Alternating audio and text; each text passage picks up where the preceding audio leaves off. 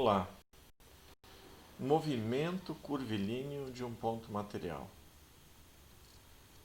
Nós vamos ver nessa breve aula alguns aspectos iniciais sobre como analisar um movimento quando a trajetória é curvilínea. Claro que nós podemos utilizar o sistema cartesiano para isso, como está indicado aqui na figura. Mas nós vimos nas aulas anteriores que muitas vezes o sistema cartesiano para esse tipo de análise ele acaba trazendo algumas dificuldades adicionais para nós.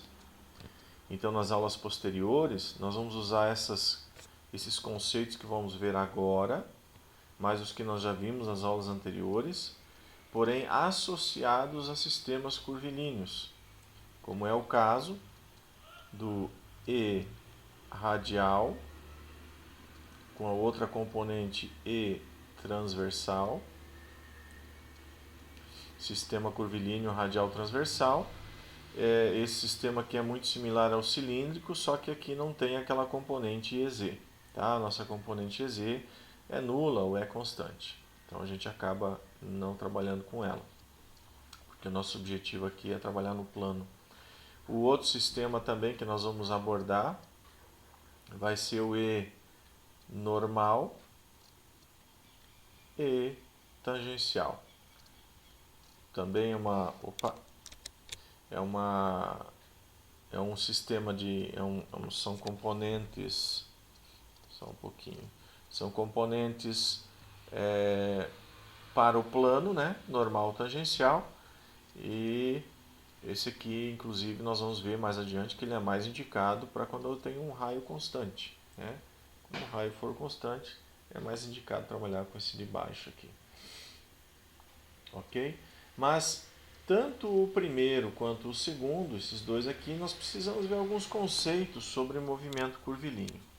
Então vamos tirar aqui de cena essas anotações e vamos ver esses conceitos. Primeira coisa, o movimento tem curvatura. Existe uma curvatura côncava, convexa, para cima, para baixo, enfim, não importa. Pode ser até um movimento parabólico. Tendo curvatura, é um movimento curvilíneo de um ponto material. Alguns conceitos que a gente vai ver, nós vamos usar lá na cinética, né, lá na dinâmica. Porém, por enquanto, imagine que seja somente aquela questão posição, tempo. Né? Posição, tempo. É o que nós vamos analisar na cinemática. Então, agora nós, em vez de chamarmos de um vetor posição x, estamos mudando aqui para R, para generalizar, posição R qualquer, não significa que esse R seja raio, tá? É a posição do ponto. A velocidade é a derivada primeiro dessa posição no tempo e a aceleração é a derivada da velocidade no tempo. Pensem de agora em diante sempre como R sendo o vetor posição do ponto material. Não associem esse R a raio, tá ok? É um vetor posição genérico. Ok, aqui o que você tem? Uma trajetória, né? Digamos aqui que o esse ponto material está andando nesse sentido da trajetória e está sendo observado nesse instante T aqui, ó, o ponto material na sua posição R com uma velocidade v. Obviamente aqui também tem uma aceleração A associada. Tá? Não coloquei no desenho para não carregar muito, mas já para reforçar aí o conceito, né? Lembrem que a aceleração A ela sempre tem uma componente perpendicular à trajetória. Se a trajetória é curva, vai existir uma componente perpendicular. Tá? E digamos que essa velocidade v está sofrendo uma certa aceleração, então ela tem uma componentezinha aqui na direção da velocidade v. Se você trouxer aqui uma reta auxiliar, você vai ver que vai ter uma componente aqui da aceleração que está aumentando v e uma outra componente aqui perpendicular que está fazendo o quê? Está fazendo a trajetória ter essa curvatura para esse sentido aqui, né? Nesse sentido para a esquerda aqui, tá bom? Mas nós não vamos falar desses detalhes agora. Então vamos apenas lembrar aqui Aqui nós temos uma trajetória, uma posição R, tem uma partícula tem uma velocidade v e uma aceleração a. Ok? Aqui estão elas, né? Aqui estão elas, a posição, velocidade e aceleração. Toda vez que aparecer agora em diante derivadas de funções vetoriais, nós vamos aplicar essa regra aqui. É a mesma regra que vocês já utilizam para funções escalares. Nós temos apenas um detalhe a ser observado aqui, ó, no produto vetorial. As demais derivadas vão ser as mesmas para as funções escalares normais, tá bom? Então vamos lá. Se eu tiver duas funções somando e eu tirar a derivada delas em relação a uma variável u, né? Aqui esse u pode ser o tempo, pode ser x, pode ser qualquer variável que esteja envolvida com as funções vetoriais. Então, como que fica essa derivada? É simples, como vocês já conhecem. É a derivada de a em relação a u mais a derivada de b, do vetor b, em relação a u. Tá? Se for agora um produto de uma função escalar com o vetor, né, para produto com função escalar. Então eu tenho o vetor a, mas eu tenho um produto aqui com uma função f. Não muda nada, você tira a derivada de f em relação a u, mais, desculpa aí, faltou aqui, né, vezes aqui o teu vetor a, mais a f vezes a derivada de a em relação a u. Ok? É o que você já conhece. Quando for para um produto interno de duas funções vetoriais, né, em produto interno, nosso chamado produto escalar, então vai ser o que? É a derivada de a em relação a u escalar b mais a escalar derivada de b em relação a u. Ok? Por fim, quando for a derivada de um produto vetorial, de duas funções vetoriais. Vamos apagar aqui esse nosso. Tá? Duas funções vetoriais. Então, é a derivada da primeira em relação à variável de interesse, vetorial a segunda, mais a primeira vetorial a derivada da segunda. Aí vocês podem dizer, mas o que mudou? Não mudou nada. Realmente não mudou nada. A única coisa que vocês têm que observar adicionalmente é que você não pode inverter A com B, senão você está alterando o teu produto vetorial. A vetorial B dá numa direção e sentido, e B vetorial A muda o sentido. A direção é a mesma, mas o sentido muda. Então, em hipótese alguma, na hora de você fazer esse produto vetorial aqui, você pode inverter, colocar o A para lá e o B para cá, tá? Ou aqui desse lado, né, fazer essa inversão. Nenhuma hipótese é admissível nesse sentido. Porque a ordem dos fatores aqui altera o produto sim. Então, no produto vetorial tem que tomar esse cuidado. Nos escalares aqui e na soma, né, não tem essa restrição. Tá? Então, somente isso que modifica aí para derivadas de funções vetoriais. Após esse estudo inicial sobre movimento curvilíneo, vamos ver o nosso primeiro sistema de coordenadas curvilíneas que será utilizado tanto na cinemática quanto na cinética. é o sistema cujas componentes são normal e tangencial.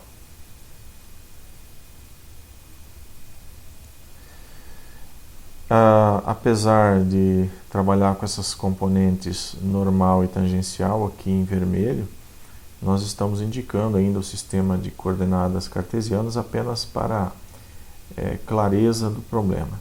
Então é um problema no plano, aqui no plano XY, mas nós vamos tratar ele pontualmente. Você tem aqui pontilhado a trajetória do objeto, do ponto material, e pega-se um ponto de análise. Então, nesse ponto aqui está sendo feita uma análise. Este ponto, se você pegar um raio, você consegue achar aqui o centro de curvatura. E esse aqui é o nosso raio de curvatura. Cada região da trajetória vai ter o seu centro de curvatura, né? Esse aqui, por exemplo, teria um centro bem mais distante, né? Um centro lá acima, né? Um rho aqui, um rolinha diferente daquele, né? Então, cada ponto da trajetória tem o seu raio de curvatura e o seu centro de curvatura. Para o nosso problema em questão, esse aqui é o raio ρ e o centro C. Nesse ponto aqui, nós vamos começar colocando nossos vetores unitários.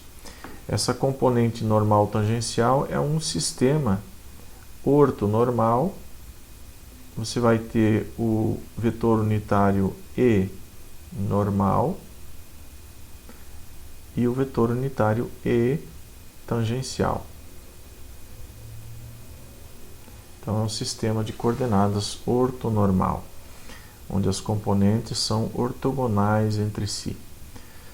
Com isso, nós podemos aplicar a regra de determinação de módulo, soma de vetores, produto de vetores, como nós temos usado até então. Tá? Não é porque você sai do cartesiano e vai para esse sistema que você perde toda aquela base matemática. Ela se mantém. Você só está mudando o tipo de componente utilizada, mas toda a base matemática permanece válida para esse problema. Então aqui está. Qualquer vetor nesse sistema, então, pode ser representado por duas componentes. Uma sempre tangente à trajetória e uma sempre normal à trajetória. Tá? A velocidade, vamos destacar, sempre é tangente à trajetória. Não importa se é uma trajetória retilínea, curvilínea, seja o tipo que for, sempre a componente velocidade, ou seja, o vetor velocidade é tangente à trajetória. Então aqui está ele em verde. E uma aceleração, digamos aqui que ele está acelerando, está aumentando essa velocidade V, então eu tenho uma componente de aceleração aqui, ó. Vamos mudar aqui para o azul. Essa componente de aceleração está aumentando o V, e essa componente de aceleração aqui, esse AN, está mudando a direção de V. Daqui a pouco o V está para cá, daqui a pouco está para cá. Por isso que vai fazendo essa trajetória curvilínea que você está vendo. Porque existe uma componente normal à trajetória que muda essa direção da velocidade. Tá? Ok. Então, nós temos o raio de curvatura ρ, temos a velocidade V e temos a aceleração A. A velocidade V, ela só tem uma componente e essa componente é tangencial à trajetória. Não existe velocidade V normal à trajetória. Tá? Por quê? Porque o vetor unitário tangencial, ele sempre está na mesma direção do vetor velocidade. Tá? Por outro lado, a aceleração possui duas componentes. Uma componente tangencial, AT, e uma componente radial, não, normal, AN. Detalhe, a componente normal, no nosso caso, ela aponta para o centro de rotação.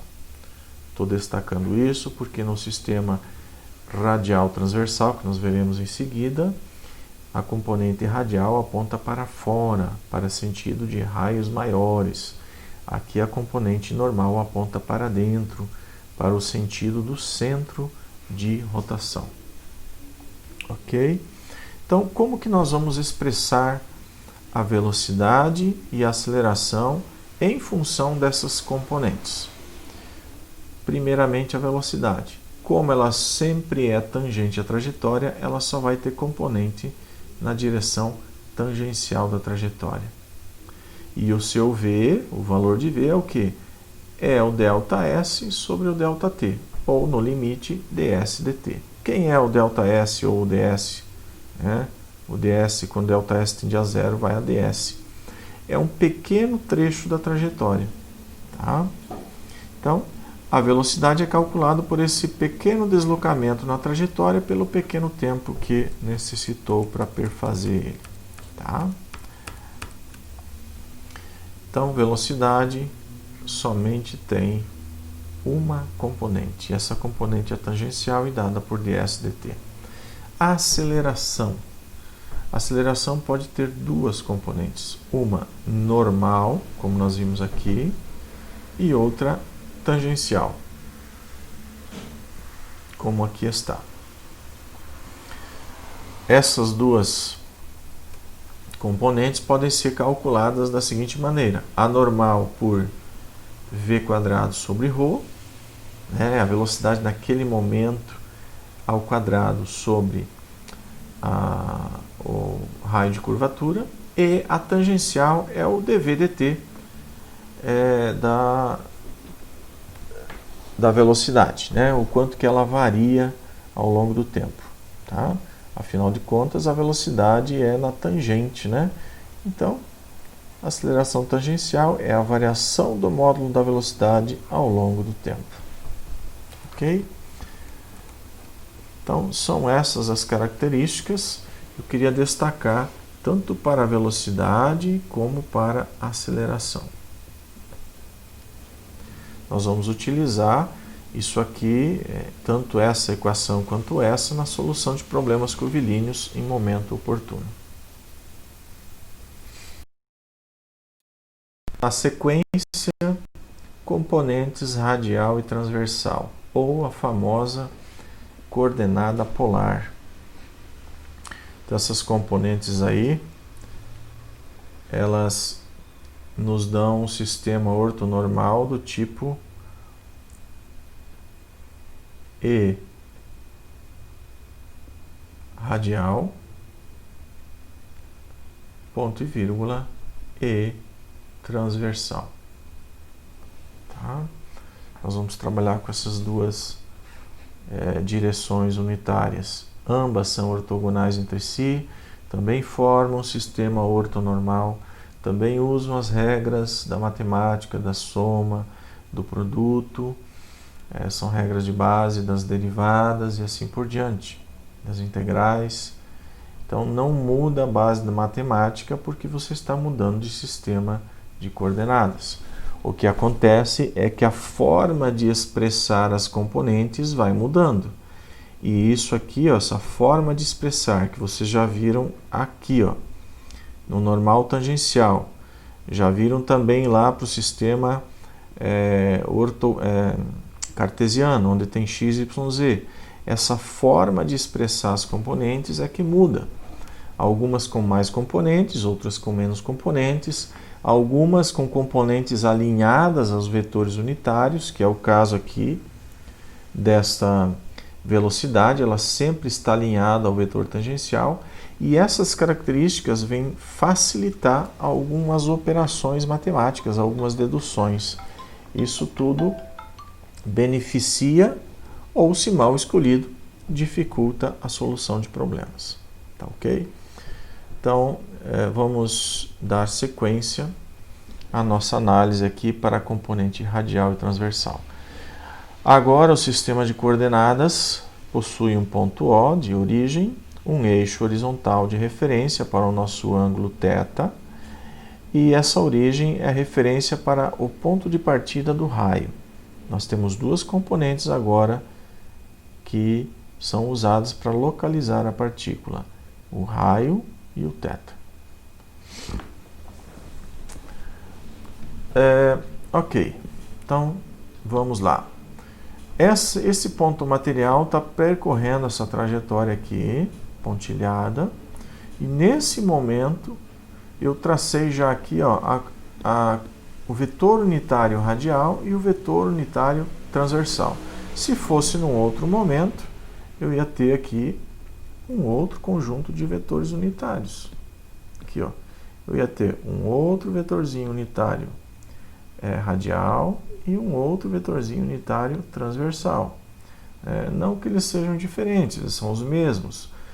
Para quem olha de fora, você vê que eles estão mudando sua direção e sentido, mas o seu módulo é sempre uma unidade. Então, aqui eu tenho o meu ER para essa posição e aqui eu tenho o meu Eθ para essa posição. Tá? Então, eles acompanham a trajetória e vão mudando conforme a trajetória vai andando. Ok?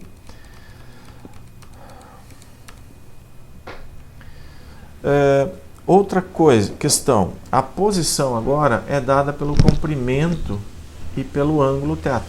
Então, esse comprimento do raio, desde a origem até lá, e o ângulo θ localizam esse ponto no espaço. Este ponto no espaço, ele possui uma velocidade v. Uma velocidade v, mas também possui uma aceleração a. Então, novamente, nós temos raio, velocidade e aceleração. Tá aqui, ó, a velocidade, nós vamos falar dela, e a aceleração. O raio aqui está. Tá ok? Ok. Como que nós escrevemos, então, a velocidade dessa partícula? Primeiro, ela continua sendo tangente à trajetória. Isso não muda.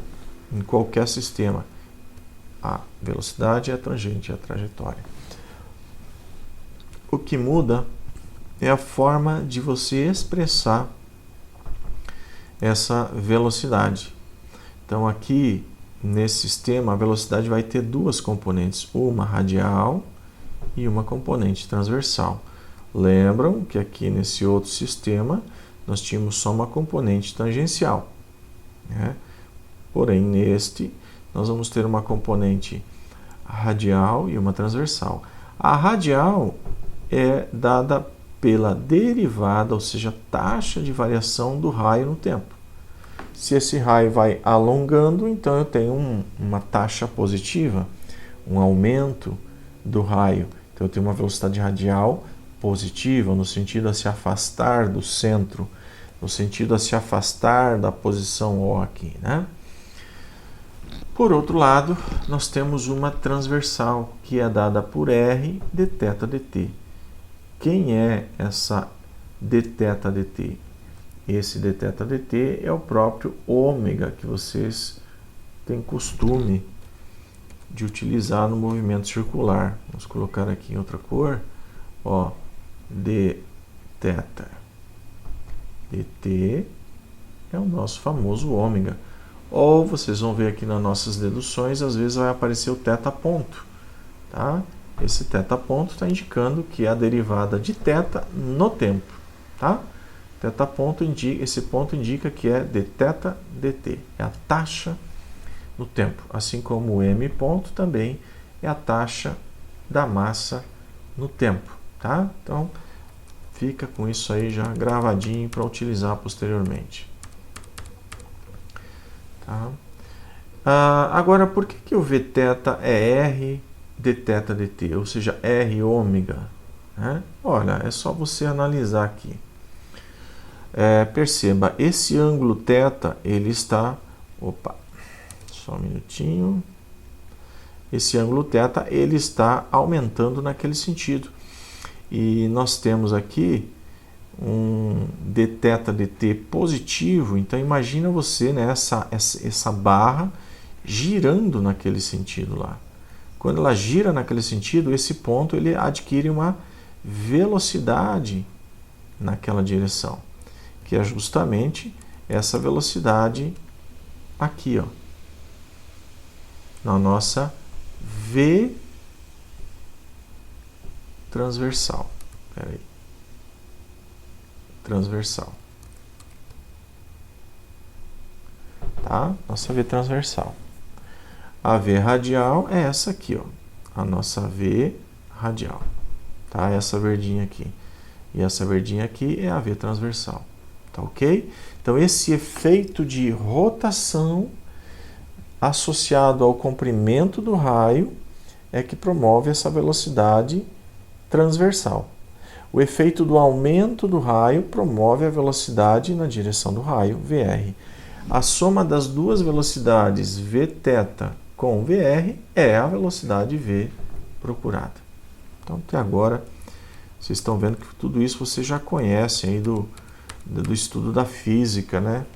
Você já conhece essas características aqui, tudo lá da física e do cálculo. Seguindo adiante, agora a aceleração, ela é um pouco mais complexa. Também tem duas componentes. Uma aceleração radial, que sempre não, mas enfim, nesse caso, pela curvatura estar dessa forma, ela é puxando para essa direção. E uma componente transversal, que é perpendicular a esta radial. Então, a soma dessas duas é que vai me dar a aceleração total. Aqui, no caso, A de t. Tá bom? Como que eu calculo essas duas acelerações? Vamos lá. Vamos começar pela radial. Ora, a radial é composta por duas partes. Isso aqui é o que? Na verdade, é o nosso R dois pontos. Tá?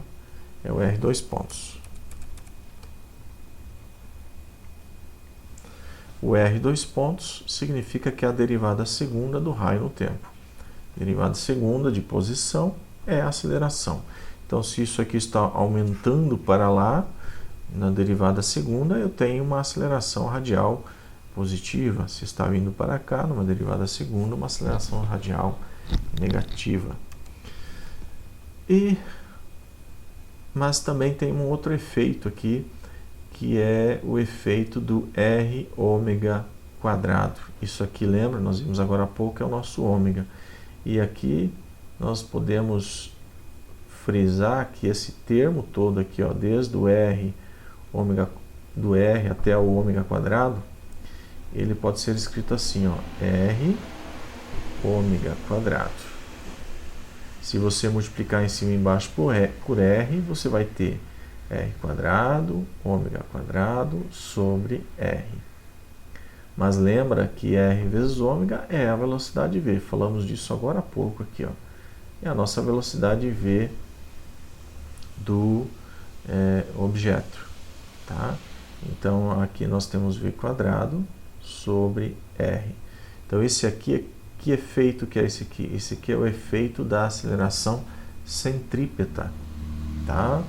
Existe uma aceleração aqui associada centrípeta. Então, ó, a taxa de variação do raio promove uma aceleração na direção do raio. A mudança da direção na velocidade promove uma aceleração na direção do raio. A composição das duas é que vai dar a aceleração efetiva na direção do raio.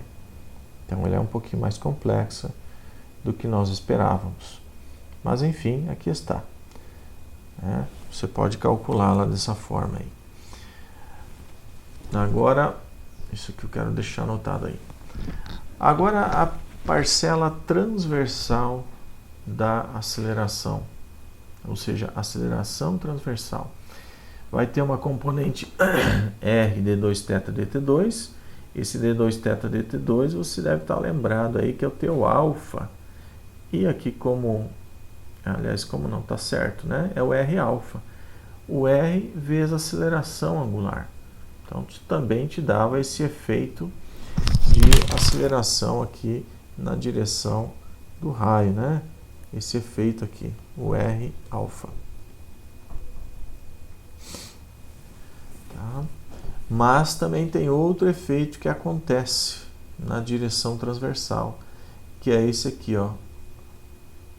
dr dt é como você anda sobre o raio. Então, imagina aqui uma plataforma, aqui o centro de giros, que é uma plataforma móvel, né? Está girando aqui Qualquer ponto que você pegar sobre essa plataforma, você está girando. Esse dr dt é como se você estivesse andando na plataforma. Você está mudando a posição no raio. O raio está variando no tempo. Vamos pegar aqui em vermelho. Então, é como se você viesse de um nível menor para um nível maior. Você sai daqui, ó, tem o dr dt. Você sai de um nível menor de velocidade e vai para um nível maior. Ou, se for o inverso, de um maior para um menor. Mas, quando esse disco está parado, tudo bem. A única velocidade que existe é o dr dt. Só que esse disco está em movimento. Então, aparece aqui um dθ dt, que é esse efeito de rotação. Vamos colocar aqui numa outra coloração, né? Esse efeito de rotação. Vamos pegar aqui, ó, tá? Então, esse efeito de rotação, o dθ, que é a mudança do ângulo ao longo do tempo, faz o quê? Você sai de uma posição de menor velocidade, vai para uma posição de maior velocidade. Lá em cima, a velocidade vai ser maior. Aqui, se tu multiplicar pelo R, ó, R dθ dt dá uma V1. Lá em cima, o R dθ dt vai dar uma V2. E V1 é menor que V2. V2 maior do que V1. Então, você sai de um nível de baixa velocidade, vai para um nível de alta velocidade. Com isso, você precisa ter uma aceleração nessa direção aqui, transversal, para sair desse nível de velocidade e ir àquele. Então, essa aceleração aqui, ó, tem origem desse motivo. Esse elemento provoca uma mudança no nível de velocidade e esse dθ dt estabelece uma velocidade em 1 e uma em 2. Então, quando ocorre o cruzamento de um com o outro, você tem o aparecimento de uma parcela de aceleração transversal. Tá, vamos colocar aqui também, então, um ômega aqui, né? Aqui um V e aqui um 2, né? 2V ômega, né? Cuidado, né? Esse V aí bem interpretado na direção do raio, né? Então, quando você tem uma mudança de raio associada a uma rotação, você tem o aparecimento de uma aceleração transversal, ok? Todas essas componentes trazidas para uma equação só fica dessa forma, né? Aqui na direção radial e aqui na direção transversal, ok? Lembrando, esse aqui é o nosso R dois pontos, esse aqui é o nosso efeito de aceleração centrípeta, esse aqui é o nosso R alfa, conhecido do movimento circular, e esse aqui é o nosso efeito de mudança do raio cruzado com velocidade angular. Se eu mudo a posição do raio, eu vou para uma região de maior ou menor velocidade. Com isso, eu comprometo aí a aceleração transversal, aumentando-a ou diminuindo-a. Bom, seria isso que nós temos para o movimento curvilíneo. Gravem bem essas equações, isso aqui eu sempre aconselho vocês a terem anotados, apesar que está no formulário, né? Mas nós vamos resolver problemas utilizando esses conceitos que aqui estão, tá? E eu gostaria que vocês lembrassem também, ó, que o dr dt é o teu R ponto, o teu d2R dt2 é o teu R dois pontos, que o teu dθ dt é o teu θ ponto, aqui também chamado de ômega, e que o teu d2θ, está faltando espaço aqui, né? d2θ dt é o teu alfa, que é o θ dois pontos. Tá? Vamos colocar aqui mesmo. d2θ dt2, também conhecido como θ dois pontos ou o famoso alfa. Tá? Por que coloco isso? Porque em alguns momentos vocês vão ver aqui, em vez de d2θ dt2, θ dois pontos, R ponto, θ ponto, θ ponto, e R dois pontos. Então não é para vocês estranharem esses valores aí, ok?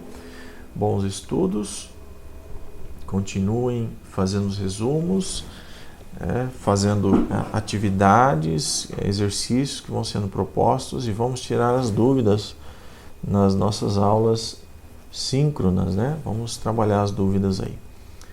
Bom trabalho a